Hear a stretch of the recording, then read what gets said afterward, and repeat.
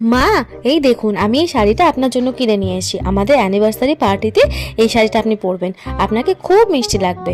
কই দেখি পছন্দ হয় কিনা। এ মা, কি বিচ্ছিরি রঙের শাড়ি, এ আমি পরবো নি। আরে না না, এই শাড়িটা আপনাকে ভালো লাগবে। না না, আমার মোটে পছন্দ হয়নি শাড়িটা। আরে না না, শাড়িটা আপনাকে ভালো লাগবে, একটাবার পরে তো দেখুন, এটা আপনার জন্যই কেনা হয়েছে। পছন্দ হচ্ছে না কেন বলছেন এইভাবে? না না, ভালো লাগবে মা। হুম, হুম।